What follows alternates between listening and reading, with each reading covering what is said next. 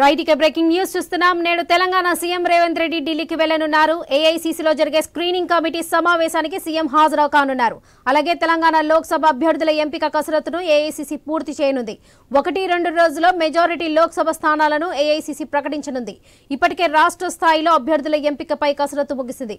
మరోవైపు చూసినట్లయితే ఈ రోజే తెలంగాణ కాంగ్రెస్ కూడా ఎంపీ అభ్యర్థుల తొలి జాబితా విడుదల చేసే అవకాశాలు కనిపిస్తున్నాయి.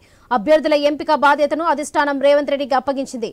ప్రస్తుత రాష్ట్ర పరిస్థితులను రేవంత్ రెడ్డి హైకమాండ్ కు వివరించనున్నారు.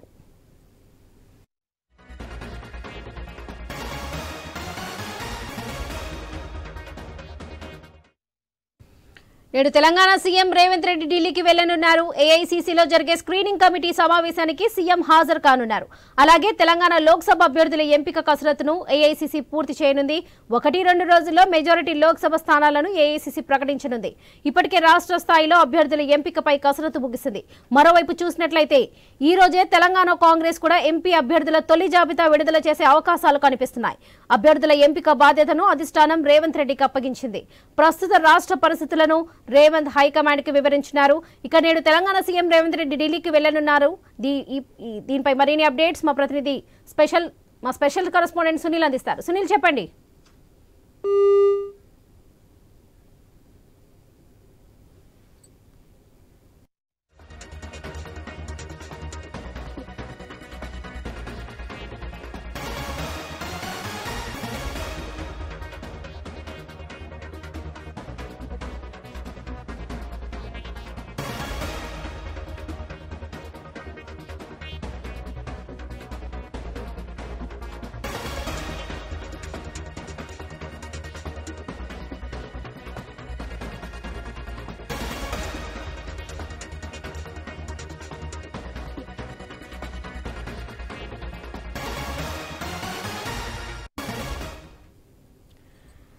నేడు తెలంగాణ సీఎం రేవంత్ రెడ్డి ఢిల్లీ వెళ్లనున్నారు. ఏఐసీసీలో జరిగే స్క్రీనింగ్ కమిటీ సమావేశానికి సీఎం హాజరు కానున్నారు. అలానే తెలంగాణ లోక్సభ అభ్యర్థుల ఎంపిక కసరత్తును ఏఐసీసీ పూర్తి చేయనుంది.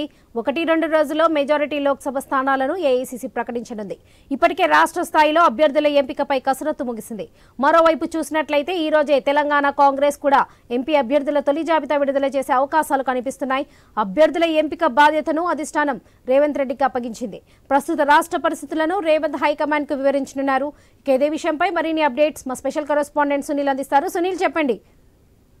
కాంగ్రెస్ సెంట్రల్ ఎలక్షన్ కమిటీ సమావేశం ఈ రోజు ఢిల్లీలో జరగబోతుంది. ఈ సమావేశంలో అభ్యర్థుల ఎంపికకు సంబంధించి కీలక నిర్ణయం తీసుకోబోతున్నారు. ఇప్పటికే ఆయా రాష్ట్రాలకు సంబంధించి పీసీసీల నుంచి సెంట్రల్ ఎలక్షన్ కమిటీకి అభ్యర్థుల జాబితా అంటే 2 నుంచి 3 అభ్యర్థుల జాబితా సెంట్రల్ ఎలక్షన్ కమిటీకి అందింది. ఈ సమావేశంలో కీలక నిర్ణయం తీసుకుని అభ్యర్థులను ప్రకటించే అవకాశాలు అయితే కనిపిస్తున్నాయి. ఇక తెలంగాణకు సంబంధించి ఈ రోజు సీఎం రేవంత్ రెడ్డితో పాటు సెంట్రల్ ఎలక్షన్ కమిటీ మెంబర్ గా ఉన్నటువంటి ఉత్తమ్ కుమార్ రెడ్డి ఇద్దరు ఢిల్లీ వెళ్ళబోతున్నారు.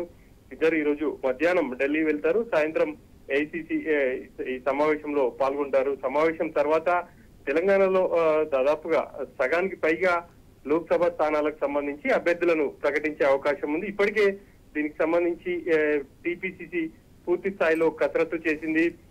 ఇటు పొలిటికల్ అఫైర్స్ కమిటీలో కావచ్చు, స్క్రీనింగ్ కమిటీలో అభ్యర్థుల జాబితాను ఏఐసీసీకి పంపించింది. ఏఐసీసీ ఈ రోజు ఒక నిర్ణయం తీసుకోబోతుంది.